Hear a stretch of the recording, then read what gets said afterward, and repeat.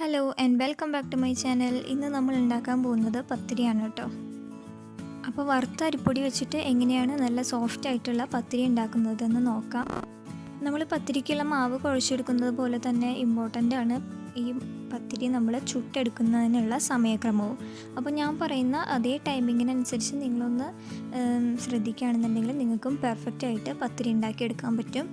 അപ്പോൾ നമുക്കിത് എങ്ങനെയാണ് ഉണ്ടാക്കുന്നതെന്ന് നോക്കാം. അപ്പോൾ ഞാൻ പത്തിരി ഉണ്ടാക്കാൻ വേണ്ടിയിട്ട് ആദ്യം ഞാൻ കുറച്ച് വെള്ളം തിളപ്പിക്കുന്നുണ്ട്. അപ്പോൾ 1 കപ്പ് അരിപ്പൊടിക്ക് 1.25 കപ്പ് അളവിലാണ് ഞാൻ വെള്ളം എടുത്തിട്ടുള്ളത്. നിങ്ങൾ ഏത് ഗ്ലാസ്സിലോ അല്ലെങ്കിൽ ഏതെങ്കിലും ഒരു കപ്പിലാണോ അരിപ്പൊടി അളന്നെടുക്കുന്നത് അതേ കപ്പിൽ തന്നെ വെള്ളവും അളന്നെടുക്കുക.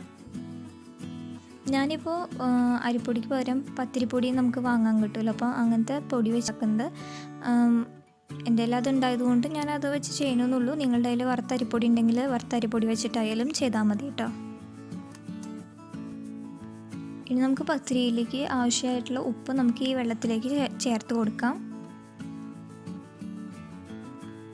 പിന്നെ ഈ മാവ് കുഴച്ചെടുക്കുമ്പോൾ ഒന്ന് സോഫ്റ്റ് ആകാൻ വേണ്ടിയിട്ട് ഞാനിതിലേക്ക് ഈ വെള്ളത്തിലേക്ക് തന്നെ 1 ടീസ്പൂണോളം നെയ്യും കൂടി ചേർക്കുന്നുണ്ട്. അപ്പോൾ നിങ്ങൾക്ക് നെയ്യ്ക്ക് പകരം വേണമെന്നുണ്ടെങ്കിൽ ഓയിൽ ചേർത്ത് കൊടുത്താലും മതി കേട്ടോ. ഇപ്പോൾ വെള്ളം നല്ലപോലെ തിളച്ചിട്ടുണ്ട്. ഞാൻ ഇനി ഇതിലേക്ക് അരിപ്പൊടിയാണ് ചേർത്ത് കൊടുക്കുന്നത്. ഞാൻ പത്തിരിപ്പൊടിയാണ് എടുത്തിട്ടുള്ളത്. 1 കപ്പ് പൊടി ഞാൻ അളന്ന് വെച്ചിട്ടുണ്ട്. വെള്ളം അളന്നിട്ടുള്ള അതേ ഗ്ലാസ്സിൽ തന്നെയാണ് ഞാൻ അരിപ്പൊടിയും അളന്നെടുത്തിട്ടുള്ളത്. നമുക്ക് ഈ തിളച്ചിട്ടുള്ള വെള്ളത്തിലേക്ക് ഈ അരിപ്പൊടി ഇട്ട് കൊടുക്കാം. നമ്മൾ ഈ പൊടി ഇട്ട ഉടനെ തന്നെ ഫ്ലെയിം ഓഫ് ചെയ്യണം. എന്നിട്ടിത് നല്ലപോലെ ഇളക്കി മിക്സ് ചെയ്തെടുക്കണം. പെട്ടെന്ന് തന്നെ നമ്മളിത് ഇളക്കി മിക്സ് ചെയ്തെടുത്തില്ല എന്നുണ്ടെങ്കിൽ അരിപ്പൊടി കട്ട പിടിച്ച് പോകും കേട്ടോ. നമ്മൾ ഈ തിളച്ച വെള്ളത്തിലേക്ക് അരിപ്പൊടി ഇടുമ്പോൾ തന്നെ അതൊരു ഹാഫ് കുക്ക് ആയിട്ടുണ്ടാവും. അപ്പം ഞാനിതിപ്പോൾ നല്ലപോലെ മിക്സ് ചെയ്തെടുക്കുന്നുണ്ട്. ഇനി ഒരു 5 മിനിറ്റത്തേക്ക് ഈ ഒരു ചൂടോട് കൂടി തന്നെ ഇതൊന്ന് മൂടി വയ്ക്കണം.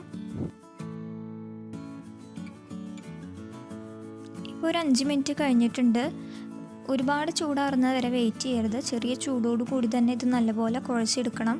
എന്നാലേ ആ മാവിന് നല്ല മയം കിട്ടുള്ളൂ. അപ്പോൾ ഇതിപ്പോൾ ചെറുതായിട്ടൊന്ന് ചൂടാറിയിട്ടുണ്ട്. അപ്പോൾ നമുക്ക് കുഴയ്ക്കാനുള്ളൊരു പാകമായിട്ടുണ്ട്. അപ്പോൾ നിങ്ങളുടെ അടുത്ത് ഫുഡ് പ്രോസസ്സർ ഉണ്ടെന്നുണ്ടെങ്കിൽ അതിലിട്ടിട്ടൊന്ന് കുഴച്ചെടുത്താൽ മതി. അതല്ലാന്നുണ്ടെങ്കിൽ കൈകൊണ്ട് കുഴച്ചെടുക്കാം. അപ്പോൾ ഞാനിത് വേറൊരു പാത്രത്തിലേക്ക് ഇട്ട് കൊടുക്കുന്നുണ്ട്. ഞാനിവിടെ എൻ്റെ അടുത്ത് ഫുഡ് പ്രോസസ്സർ ഇല്ലാത്തതുകൊണ്ട് ഞാനിവിടെ ബീറ്ററിൻ്റെ ഡോ നീഡ് ചെയ്യാനുള്ള ഒരു ബ്ലേഡ് ഉണ്ടല്ലോ, ആ ബ്ലേഡ് വെച്ചിട്ടാണ് ഞാൻ ഈ മാവ് കുഴച്ചെടുക്കുന്നത്. അപ്പോൾ ബീറ്റർ ഇല്ലയെന്നുണ്ടെങ്കിൽ നിങ്ങൾ കൈകൊണ്ട് കുഴച്ചെടുത്താൽ മതി. അപ്പോൾ ഇത് ചെറിയ ചൂടോടുകൂടി തന്നെ നമുക്കിത് കുഴച്ചെടുക്കണം. അപ്പോൾ ഈ ബീറ്ററിൻ്റെ ബ്ലേഡ് വെച്ചിട്ട് നിങ്ങൾ ആക്കുകയാണെന്നുണ്ടെങ്കിൽ കറക്റ്റായിട്ട് ഉണ്ട പോലെ നമുക്ക് ലാസ്റ്റ് ഉരുട്ടി കിട്ടില്ല. പക്ഷെ മാവ് എല്ലായിടത്തേക്കും നല്ലപോലെ മിക്സായിട്ട് കിട്ടും.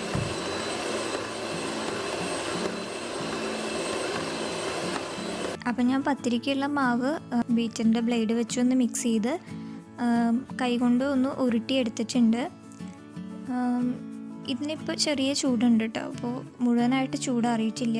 അപ്പോൾ നമുക്കിനി ഒരു ചെറിയ നാരങ്ങയുടെ വലുപ്പത്തിൽ നമുക്കിത് ബോളുകളായിട്ട് ഉരുട്ടിയെടുക്കാം. പിന്നെ ഇതൊരു പെർഫെക്റ്റ് ഷേപ്പിൽ നമ്മളിത് പരത്തിയെടുക്കണമെന്നൊന്നുമില്ല കേട്ടോ. കാരണം നമ്മൾ പരത്തിയതിന് ശേഷം ഒരു റൗണ്ട് കട്ടർ വെച്ച് നമ്മളിത് കട്ട് ചെയ്തെടുക്കുന്നുണ്ട്. അത് കാരണം കൊണ്ട് പരത്തുമ്പോൾ പെർഫെക്റ്റ് ആയിട്ടുള്ള ഷേപ്പ് വേണമെന്നൊന്നും നിർബന്ധമില്ല. ഞാനിത് പരത്താനായിട്ട് ഇവിടെ കൗണ്ടർ ടോപ്പിലേക്ക് കുറച്ച് അരിപ്പൊടി ഇട്ട് കൊടുക്കുന്നുണ്ട്. ഇനി ഇതിലേക്ക് നമ്മൾക്ക് ഉരുട്ടി വെച്ചിട്ടുള്ള ഈ അരിപ്പൊടിയുടെ ഈ മാവ് എടുത്ത് വെച്ചിട്ട് നന്നായിട്ടൊന്ന് പരത്തിയെടുക്കണം. നമ്മൾ ചപ്പാത്തിക്കൊക്കെ പരത്തിയെടുക്കുന്ന പോലെ ആ ഒരു കനത്തിൽ ഇത് പരത്തിയെടുക്കുക. ഒരുപാട് കനം വേണ്ട, അതുപോലെ വളരെ നൈസാവാൻ പാടില്ല. ഞാൻ ഇതുപോലൊരു പാത്രത്തിൻ്റെ മൂടി വെച്ചിട്ട് ഇതൊരു സർക്കിൾ ഷേപ്പിൽ ഞാനിതൊന്ന് കട്ട് ചെയ്തെടുക്കുകയാണ്. അതുകൊണ്ട് നമ്മളിതിങ്ങനെ കട്ട് ചെയ്തെടുക്കുന്നതുകൊണ്ട് നമ്മൾ പരത്തുമ്പോൾ പെർഫെക്റ്റായിട്ട് പരത്തിയെടുക്കണമെന്നൊന്നുമില്ല കേട്ടോ.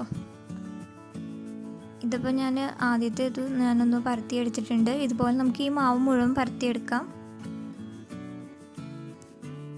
അപ്പോൾ പത്തിരിയെല്ലാം ഞാൻ പരത്തി വെച്ചിട്ടുണ്ട്. അപ്പോൾ തവ ചൂടാവുമ്പോൾ നമുക്ക് അതിലേക്ക് ഇട്ടിട്ട് പത്തിരി ഒന്ന് ചുട്ടെടുക്കാം. പത്തിരി ചുട്ടെടുക്കുന്ന സമയത്ത് പാൻ നല്ലപോലെ ചൂടായതിന് ശേഷം മാത്രമേ നമ്മൾ പത്തിരി ഇതിലേക്ക് ഇട്ട് കൊടുക്കാൻ പാടുള്ളൂ. മീഡിയം ഫ്ലെയിമിൽ ഇട്ടിട്ട് ഒരു 30 സെക്കൻഡ് നേരത്തേക്ക് പത്തിരി അതിലേക്ക് വെച്ച് കൊടുക്കുക. 30 സെക്കൻഡിന് ശേഷം ഒന്ന് തിരിച്ചിട്ട് കൊടുക്കുക. ഈ സൈഡും ഒരു 30 സെക്കൻഡ് നേരത്തേക്ക് ഒന്ന് വെയിറ്റ് ചെയ്യുക. അതിനുശേഷം ഒന്നും കൂടി ഒന്ന് തിരിച്ചിടാം. അപ്പോഴും നമ്മൾ മീഡിയം ഫ്ലെയിമിൽ തന്നെയാണ് തീ വെച്ചിട്ടുള്ളത്. ഈ പത്തിരിയുടെ കളറ് മാറിപ്പോകാൻ പാടില്ല കേട്ടോ. ഈ വെള്ള കളറിൽ തന്നെ ഇതിരിക്കണം. ഇതിപ്പോൾ ഞാൻ ഒന്നും കൂടി തിരിച്ചിട്ടിട്ടുണ്ട്. ഇനി തീ ഒന്ന് കൂട്ടി വെച്ചിട്ട് ഈ കയ്യിലുകൊണ്ട് ചെറുതായിട്ടൊന്ന് പ്രസ് ചെയ്ത് കൊടുത്തു കഴിഞ്ഞാൽ ഇത് നല്ലപോലെ പൊന്തി വരും കേട്ടോ.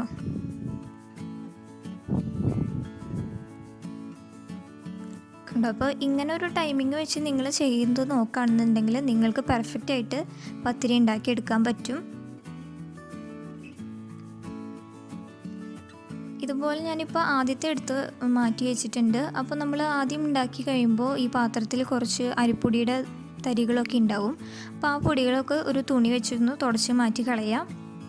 അതല്ലെങ്കിൽ നമ്മൾ അടുത്ത പത്തിരി ഇട്ട് ചുട്ടെടുക്കുന്ന സമയത്ത് ഈ വരിപ്പൊടി ഓൾറെഡി ചൂട് കൊണ്ട് അത് കരിഞ്ഞു തുടങ്ങിയിട്ടുണ്ടാവും. അപ്പോൾ അത് നമ്മൾ അടുത്തത് ഇടുമ്പോൾ അതിന് മേലെ ആകെ ഈ പൊടി പിടിക്കും. അതുകൊണ്ട് ഓരോ തവണയും നമ്മൾ പത്തിരി ചുട്ടെടുത്തതിന് ശേഷം ഈ പാൻ ഒന്ന് ക്ലീൻ ചെയ്തിട്ട് വേണം അടുത്തത് ഇട്ട് കൊടുക്കാനായിട്ട്. നമ്മൾ ആദ്യം ഇടുമ്പോൾ മീഡിയം ഫ്ലെയിമിൽ വെച്ചിട്ട് 2 സൈഡും 30 സെക്കൻഡ് വീതം ഒന്ന് ചുട്ടെടുക്കുക. അതിനുശേഷം ഒന്നും കൂടി തിരിച്ചിട്ടിട്ട് ഒന്ന് ഫ്ലെയിം കൂട്ടി വയ്ക്കുക. എന്നിട്ട് ഒന്ന് കയ്യിൽ വെച്ച് പ്രസ് ചെയ്ത് കഴിഞ്ഞാൽ നല്ല പെർഫെക്റ്റ് ആയിട്ട് ഇത് പൊന്തി വരും കേട്ടോ. ഇതിപ്പോൾ ഞാൻ എല്ലാം ചുട്ടെടുത്തിട്ടുണ്ട്. ഇത് നിങ്ങൾക്ക് നോക്കിയാൽ തന്നെ അറിയാൻ പറ്റും. ഇതിപ്പോൾ ഉള്ളിൽ ശരിക്കും 2 ലെയർ പോലെ പത്തിരി നന്നായിട്ട് വന്നിട്ടുണ്ട്. അപ്പോൾ നിങ്ങൾക്കും ഇതുപോലെ പെർഫെക്റ്റ് ആയിട്ട് വീട്ടിൽ പത്തിരി ഉണ്ടാക്കി എടുക്കാവുന്നതാണ്. എല്ലാവരും മറക്കാതെ ഇന്ന് തന്നെ ട്രൈ ചെയ്ത് നോക്കുക. ഈ റെസിപ്പി ഇഷ്ടപ്പെട്ടെങ്കിൽ നിങ്ങളുടെ ഫ്രണ്ട്സിനും റിലേറ്റീവ്സിനും എല്ലാവർക്കും ഷെയർ ചെയ്ത് കൊടുക്കണം കേട്ടോ. കൂടുതൽ വീഡിയോസ് കാണാനായിട്ട് എൻ്റെ ചാനൽ മറക്കാതെ സബ്സ്ക്രൈബ് ചെയ്യുക.